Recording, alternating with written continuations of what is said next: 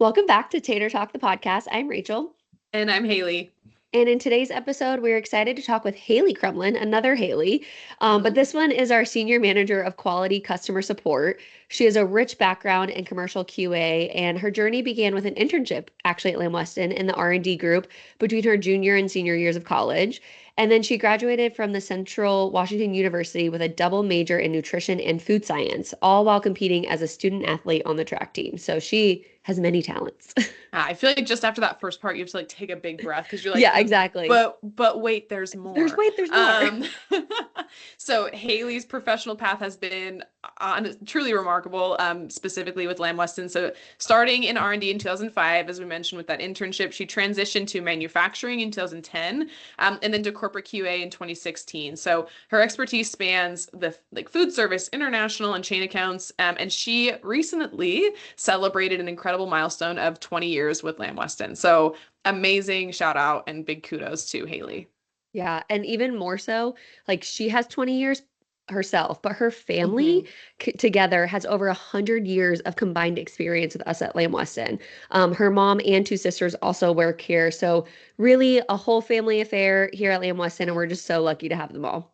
Yes, absolutely. So, if all of that didn't get you excited, I don't really know what will. Haley has so much to share with us, and we are so excited to have her on this episode. So enjoy.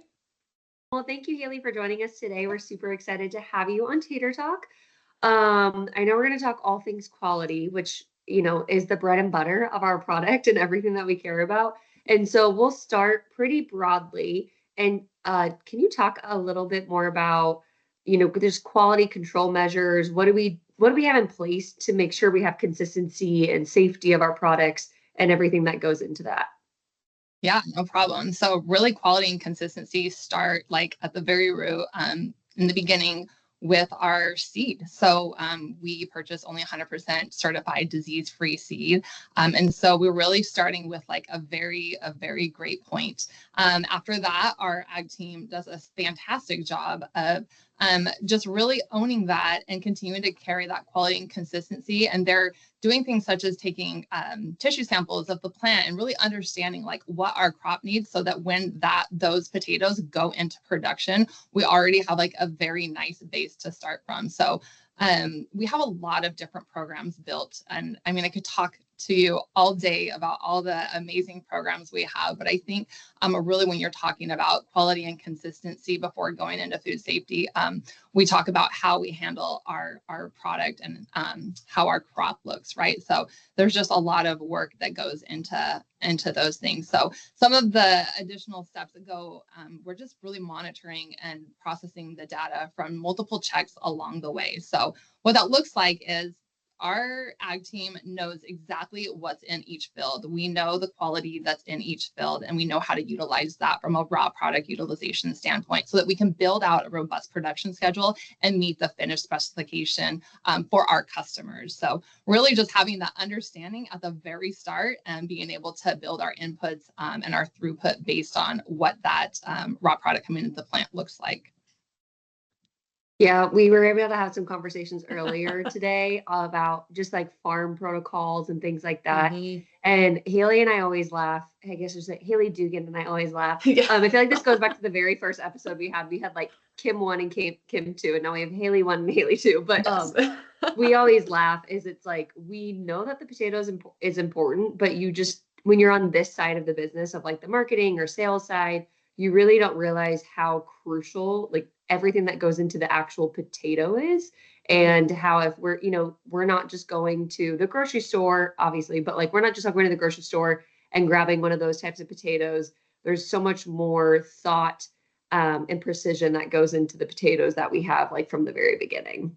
Yeah, so I'll just add to that really quick too. So I talked a little bit about the sampling practice that go on, and I just want to add a little bit of color to that. So like we're sampling the dirt before the potato seed is planted, right? We're sampling the tissue of the potato plant before the actual tubers are developed. And then once we get a little bit later into the growing season, we're sampling those actual tubers and we're understanding like what does the yield of these fields look like? What does the size of the potato look like as it grows and develops throughout the rest of the growing season and into harvest? So we're looking at things even later, right, when we're getting ready to harvest, such as color, natural sugars within the raw. We're looking at things such as, like I said, the size, the yield, what kind of defects might we expect to see out of that raw. So we have all of this knowledge before the potato even backs up to our processing facilities so that we can make the right decisions on how we're going to utilize that raw product. So really, like when we're talking about consistency and quality, it's all that depth of knowledge that we have to build into our products to meet that end specification. So that really is like such a great ammunition to have, and it helps us just maintain throughout the entire crop year, right? Even coming out of storage, because we'll have either potatoes that are coming from the field during harvest to the plant, or we'll have different times in the year where we're coming out of storage and going into the plant. So we'll have storage samples on all those different attributes that I just talked about. And we just have such a wide depth of knowledge on how to handle each lot of potatoes, because not every potato is perfect. We always say we never have the perfect potato. It really depends on what is that finished product that we're trying to achieve so that we can utilize the right storage or the right field to have the proper input, to have the proper outcome. Yeah. It is just incredible every time we hear different facets of even just the starting point. And I know I say that as like it sounds really small, but the starting point of what our products are going to become, the field, the soil, the potatoes, I mean, everything there's so much forethought. Like you can't possibly imagine it until you listen to people like you, Haley, talk about it. It's wild and so impressive. And I'm gonna ask this early. It's a Haley question, which it's a me thing. And Rachel's like, wow, this early on.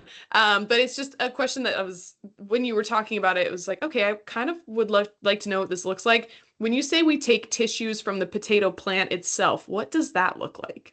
So they just take like when you say tissue, right, like a part of the leaf or a part of the stem. Okay. So they're analyzing that. So they send it in to analyze it. So they understand what type of nutrients, if it's getting enough nutrients from the soil. And so I'm definitely not the expert on that, but it is one thing that just kind of builds into the story of like how much we go through to really understand the quality of our crop so that we can really determine and have a consistent finished product quality. Yeah, that's amazing as always. And this kind of shifting gears a little bit, but when we look at then quality or things coming from the field into being processed, how do we handle and monitor potential contamination risks when we manufacture our products? Yeah, great question. Because, you have a raw commodity coming into a manufacturing facility. There are going to be risks associated with that. So it all really starts with our ag department in the field. They do a fantastic job of understanding the fields that our potatoes are being planted in. They know kind of the history of that ground.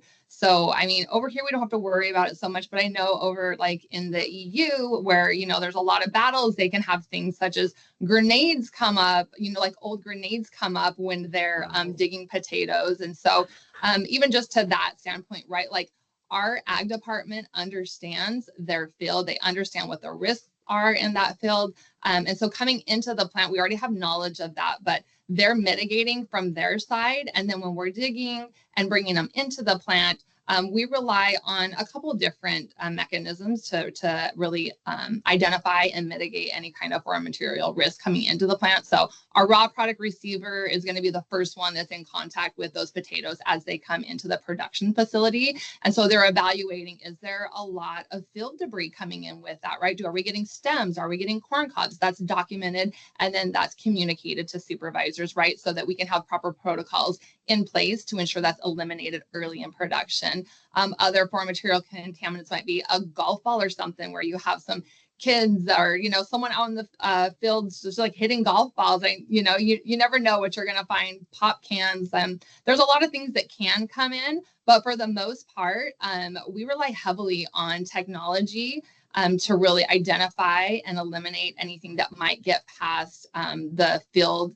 and then come into the plant. And so we've got So much different technology. I mean, we have whole potato sorters where they're looking as like a vision system where they're trying to identify anything that's not a potato, and so that it will kick it off to a waste stream. We have optical sorters on the wet end of our process. Is another vision system that's looking for the same types of things. It's doing another job too, but it can identify that, right? So it's also looking for defects and kicking it off. But it's just another technology that we can use. And then we have frozen sorters that look at those types of things as well. We have x-rays, metal detectors, magnets. I mean, there's a lot of things in the plant that help us identify and eliminate any type of foreign material contaminant. I know. The only time I've gotten a scratch of the surface of that is I was helping build some PowerPoints, right? I'm a marketing. I was helping build some PowerPoints, and it was like, here's about some different foreign material practices. And I was like, one, baffled of all the things you wouldn't even think of. Like, yeah, obviously we're working in agriculture, like you can find anything in the ground, but all of the different devices and technologies that go into it too. It just is, again, it was like one of those really eye-opening moments where it's like, this isn't a thing that you would ever think about as a consumer or even as someone that's, helping sell the product, that this is a hurdle or something that we would have to think about. Yeah. Switching gears a little bit as we get into the facilities. I know we talked a lot about like, contamination risks or what some technology we have there. Shifting a little bit more to like certification and standards that our facilities adhere to for like the actual quality assurance of the product. Can you talk a little bit about what those certifications or standards may be? Yeah, so one of the main ones that we use and that our customers kind of hold us accountable to is our annual BRC audit. And so this is an annual audit that is conducted by a third party that it basically verifies our company's food safety management systems, processes, procedures, and they just make sure that we meet adequate standards there. So that's kind of like a large overarching broad certification. And that's something that almost all of our customers will ask us to provide to them annually. Some customers also like to have us do their own customer specific audits or certifications where it kind of dives, instead of being so broad and overarching, it dives more specifically into things that they're looking for that are of concern to them. So some are like really heavy on micro and how we do testing and stuff like that. And others are just really heavy on like processes, procedures, quality checks, how often they're being performed. And so that can vary. So there's also those types of certifications and things that our customers are specifically looking at.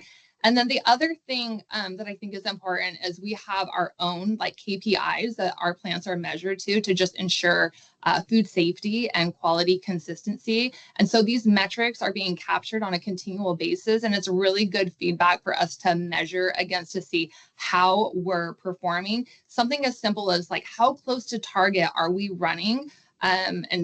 Or I should say AQL compliance too, right? So each one of our specifications has a different target AQL compliance. And so we'll know if we're drifting at all, and then it will give us an opportunity to make a change. And that's what keeps our products so consistent. So that's another type of, I guess you could say, certification or program that we utilize to just ensure food safety and quality. Can you elaborate or what AQL is? Oh, yeah, absolutely. So adequate quality level. So we would say like target is kind of the same word, just different terminology. Yeah. When you're trying to commute something like that. So. Okay, perfect. Thank you. Okay, we are going to pause right here on our conversation with Haley, but stay tuned next week for more.